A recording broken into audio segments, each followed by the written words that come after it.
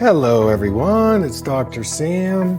I'd like to welcome you to my EyeClarity podcast. This is a show that offers cutting-edge information on how to improve your vision and overall wellness through holistic methods.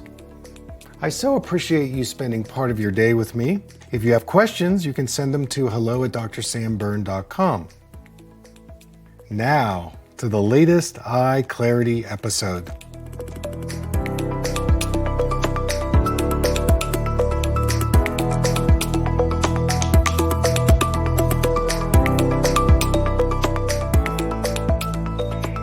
Hey everybody, it's Dr. Sam, and I want to welcome you to TikTok Live.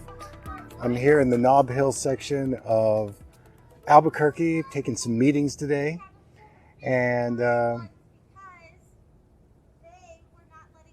I'm really glad to be here. I've got a couple of questions that we're going to take, at least starting off.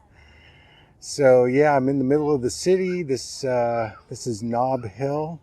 We got some kids over there playing around, so hey, they're very curious about what I'm doing. Okay, well, let's take the first question. Somebody is asking about my nearsightedness. Yeah, I was very nearsighted as a kid, and somebody was asking, well, how nearsighted and how did I improve it? Well, you know, when I was a kid, I was not a very good reader, and one of the ways that I got through school was memorizing. And I grew up in a family that really emphasized school education. You know, I had an uncle who knew like 8 foreign languages. I used to go visit him, and he was so smart. I had 2 uncles and an aunt, and they were just, that part of the family, my father's side of the family, they were just so smart. So there was a lot of pressure on me to do well in school. And I think what I did is I put it into my eyeballs in terms of my attention. And so I became nearsighted as a way to survive and get through high school and college. And what was interesting is that as my prescription kept getting worse, I discovered that, I was really interested in the eyes. And so when I went to optometry school and I started to study the eye, it was purely from a eye disease level. And, that's what most education is about. And what I learned in school is that your eyes only get worse as you get older. And so fast forward, I was graduating, and I was more interested in healing and improving than just treating disease. But I happened to meet a doctor who ended up becoming my mentor, and his name was Dr. Shankman, Dr. Albert A. Shankman, and he wrote a book called Vision Enhancement Training. He was also a yoga teacher, and so when I discovered yoga and meditation in my late 20s and early 30s, I called him up and I started to work with him. And I used to live in Philadelphia at the time, and he was up in central Connecticut. So I would drive up once a month and I would spend the weekend. He was actually doing a seminar with a group of young eye doctors. So I got into that class and I began to study with him, and then I became a patient of his. And pretty immediately what happened was I began to feel that the prescription that I was given was just too tight for me. And I started to have an awareness that if I wore something less, even though I didn't see it as clearly, I actually felt calmer and less hyperactive. And so what happened over like a 6-month period is my vision kept improving, and then I hit a wall. And I remember going to one of his sessions, and just to give you the numbers, I was like a -3 in each eye, so that was a moderate amount of myopia, and I also had about 3/4 of a diopter of astigmatism. So I had both of those things, and I was in contacts at that point. So I reduced the prescription to about -1 1/4. And that was pretty, mind-blowing for me, because what I learned from my professors is, you can't improve your eyesight and vision. And you probably have experienced this. You go to your eye doctor and say, hey, do eye exercises help? And what do they say? No, eye exercises, they don't work. And, it's just basically voodoo. So anyway, I was up at a session with him, and he gave me these practices to do with an eye patch and balancing and moving on a walking rail, 2x4 walking rail.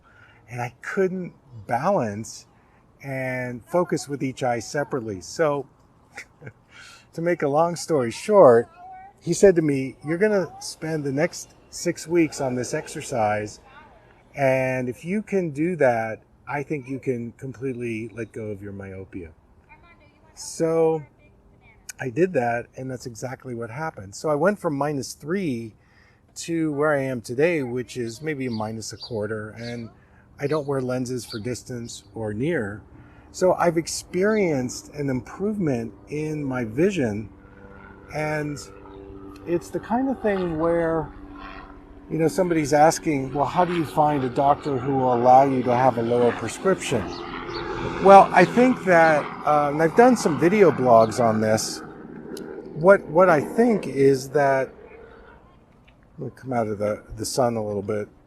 What I think is that you have to ask around and maybe look for a doctor who at least is a little more open-minded, so that if you go for an exam, eye doctors love selling glasses. And, if you negotiate with the doctor and say, okay, I'll get the strong prescription, but can I also get a prescription for the computer?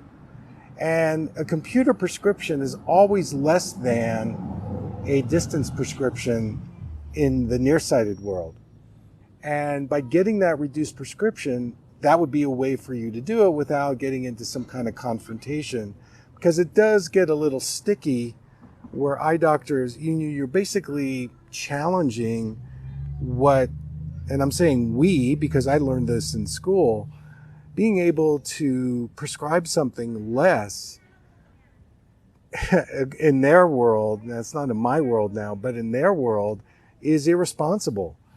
And you have to know when to wear it. Of course, you're not going to be wearing it when you're driving on the freeway or, looking at subtitles of a movie. But if you broach it in a way where you've got the distance and then you get the computer prescription, they most likely will give it to you. Now, another way to go about it is to talk to, people in your community who are maybe natural doctors, like acupuncturists or naturopathic doctors, or, you've got to ask around. Like in my town, if I wasn't around, it would be kind of hard to find somebody. But there are older docs who are a little more, let's just say, maybe they don't believe in it, but they will do it. And, by the way, you can always contact me, and, I can help you out. But, if you all write me at once, I'm going to be overwhelmed, because it's a really interesting thing. When I started my practice in Santa Fe, and everybody in my practice was reducing their prescription, what happened is that Lens Crafters, which is at the mall, they actually, because they had so many requests for my office, they actually began offering a 60-day policy where you could actually go back in and have your lenses remade to a weaker prescription, and there'd be no charge for that. So, my reputation pressured them into offering it, and it was good for them and it was good for me. And so, it's the grassroots that's going to create the changes. And there are always going to be doctors that are going to say, oh, this is just, this is voodoo, it doesn't work. But I'm telling you, if I did it, then you can do it. And even on the astigmatism part of it, which, astigmatism means there's a warping on the eye. There's a irregular shape in the eye. And of course, that translates to some kind of a postural issue or a neck tension issue, depending on how sophisticated you want to get with it. Because, if you go to a body worker like craniosacral, or you go to, an open-minded chiropractor, and they start releasing tension either in your neck, your cervical spine, your occiput, your astigmatism is going to change, and it's probably going to go away if you can get your doctor to say, okay, I'll give you a non-astigmatism correction. Maybe they need to make you sign a waiver or something that you're only going to use this, in non-threatening and non-demanding situations. So somebody is asking, computer prescription to wear for reading then? Possibly, reading prescription might even be more reduced, because you have to remember that wherever you're looking at the digital device, so like a computer, a laptop, desktop, it's usually about 22 inches away from your face, but your phone is usually about 14 inches from your face. So the closer you're holding the digital device, the more of a reduction you can make. So let's say, for example, in my case, I was -3 in the distance. I probably could have worn like a -2 for the computer and maybe a -1.5 for reading. Now, the thing is for nearsighted people, they usually can see well up close. They just need to hold their, whatever they're looking at closer.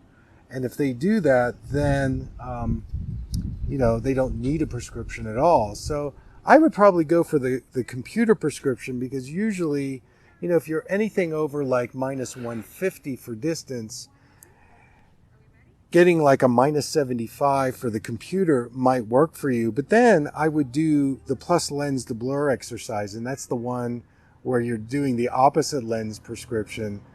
And I've talked to, my eye doctor colleagues at different conferences, and, they really don't understand the idea of being able to challenge somebody and have that be a positive experience.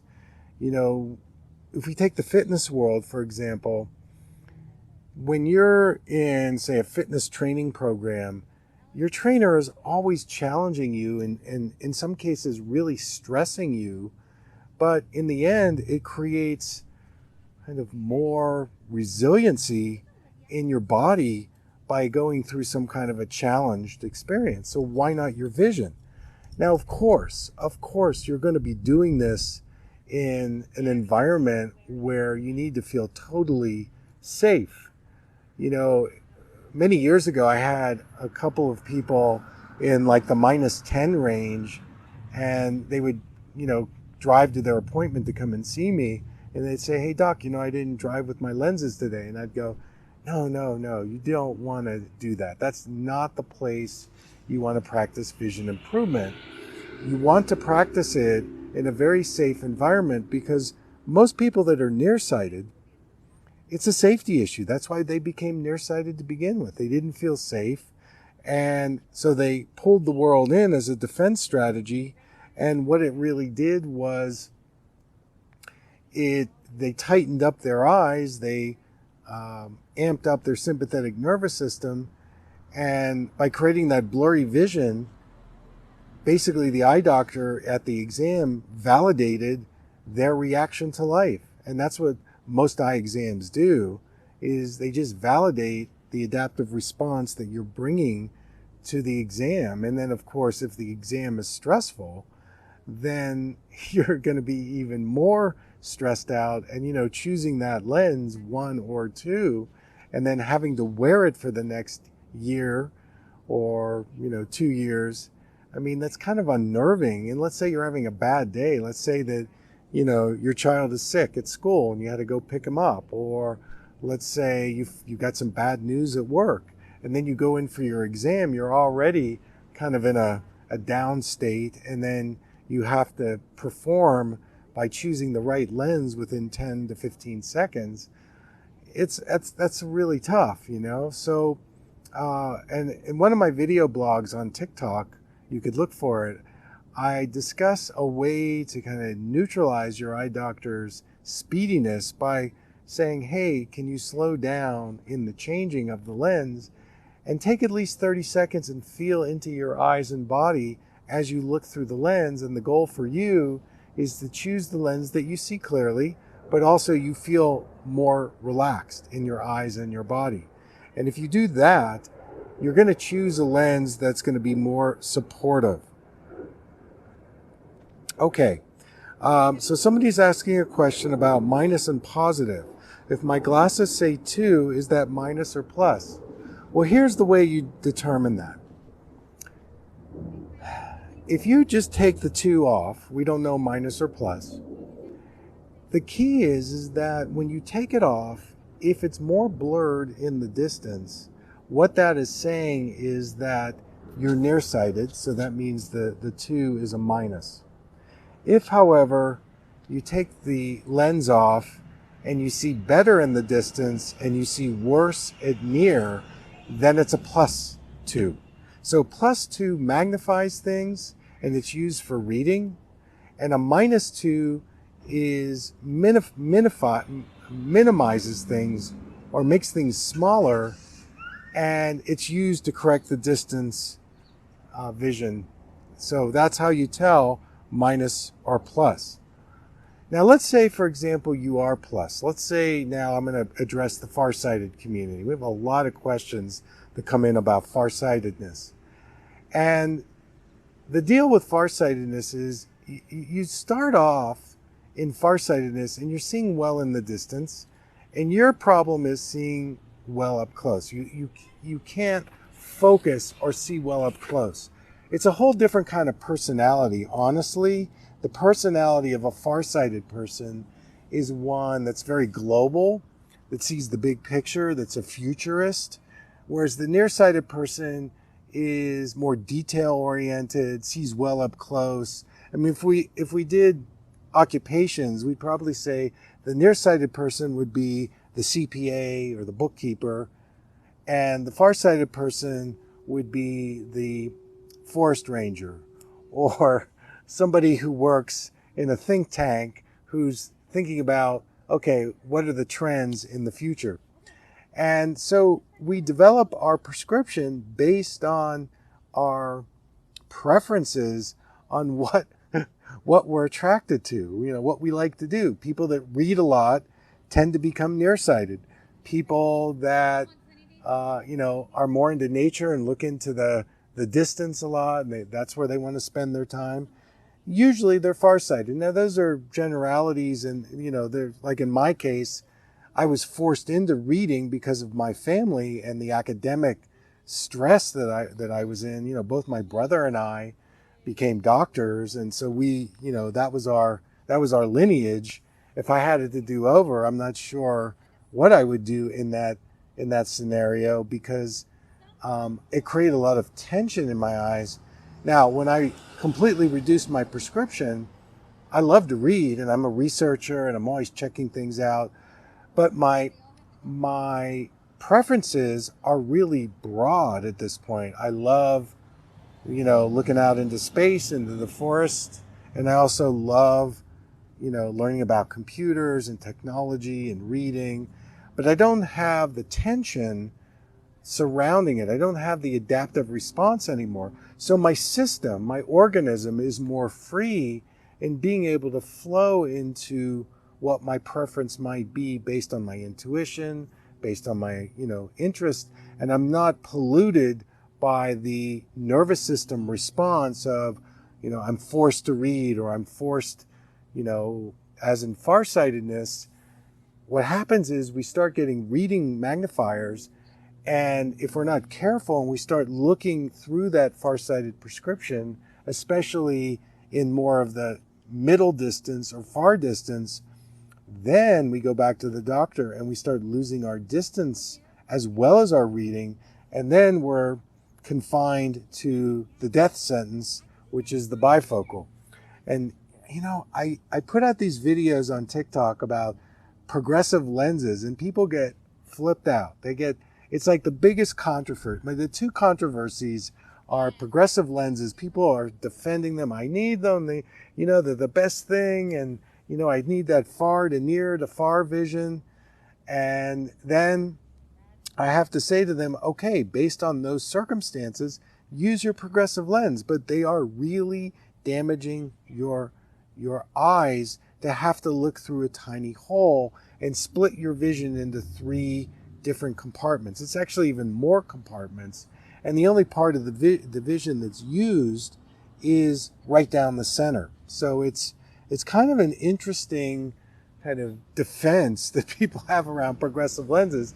And they're expensive. They run anywhere between $400 to $1,000. So I get it. People invest in them, and it does make it convenient. And if your lifestyle, suggests that, then I say to people, you have my blessing, wear the progressive lenses. But the thing is when you're farsighted, it's better to take the lenses off and just use them for reading. And get a lens that's not going to over magnify you. Again, one of my frustrations in eye care, and if I have 10 people walking into my office, 9 of them I'm able to reduce their prescription, and they see as well, if not better, because the exam was so rushed that the doctor invariably is going to increase the prescription so that he or she is going to give you the maximum. And you don't need the maximum. You actually need the minimum, and you need to be selective in when you use it. And this goes for nearsighted, farsighted, astigmatism. And, once you start wearing, magnification lenses, then the next step in that, if you want to reverse that process, that trend, is to get some pinhole glasses and wear those part of the time for reading, and do my opposite lens prescription. Now, this is the minus lens. So if you're farsighted, you wear a plus lens, you would wear the minus lens for your exercise time, and that would reset your eye-brain-body connection so that you wouldn't need so much magnification. So it's pretty simple in being able to reverse and regain your eyesight and vision. And, it's definitely possible by following this type of philosophy. All right, somebody is asking a question about starbursts around certain lights when driving at night. Well, the first thing that I would check you for would be cataracts.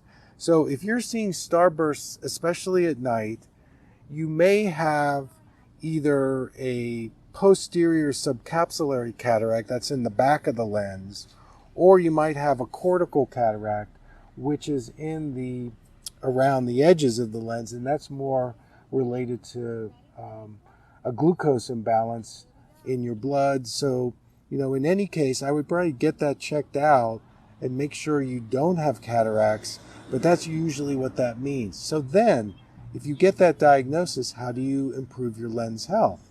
Well, there are a couple of ingredients you want to really boost. Glutathione, which is we call it the master antioxidant, vitamin C, and you want to eliminate any sugar from your diet. I would probably reduce or eliminate inflammatory responses from your diet. I think that would be another aspect. Get some healthy fats and oils, and then also include your carotenoids, lutein, zeaxanthin, and astaxanthin. Those 3 carotenoids are super helpful for the lens, and I would just start there. So I hope that's helpful. All right, so now I'm farsighted and nearsighted after years of prescription. Yeah, so this is a very common scenario where a person starts off on one end of the spectrum, and then because their visual system is deteriorated, they're now both farsighted and nearsighted. So the way around that would be to just start going without your glasses in non-demanding and non-threatening situations. And when you do that, that's going to start to reset your vision and get you out of that track that you're in, which is, any lens that you wear is going to embed you or reinforce the situation. Now, that doesn't mean you just throw the prescription away and you be frustrated about walking around in the blur. What it means is that you use the lens you need to for the circumstance that you're in, and then in non-demanding situations, start going without the lenses and notice what your thinking is. Notice mentally what is coming up for you. Maybe even get an eye patch and do my eye dialogue exercise to see how well your two eyes are working together. You know, every time we do the eye dialogue exercise where you're talking to each eye, it's really unbelievable how people recognize their right eye and left eye are completely at odds with each other. They're not working together from the inside out. And so when that happens, what it creates is a disharmony. And when it creates a disharmony, this will translate into a physical problem in being able to see with depth perception. So I think the dialogue exercise could be really, really helpful. And I would encourage you to start doing some things with your vision outside the normal habits that you live in. Now, again, the disclaimer is you're going to start this locked in your bedroom. You're going to start it in a place where there's no risk on your part. And maybe at that point, after you've done this for a few weeks or a month or 6 weeks, then maybe you can talk to your eye doctor about getting some kind of a reduced prescription. So I think I've got all the questions here. I've got to get to another meeting. But I tell you what, it's been great spending time with you. I'm going to do this again. Everybody, thank you so much for joining today. Share this with your family and friends, and check out my new content coming out on TikTok. All right, have a great weekend, everybody.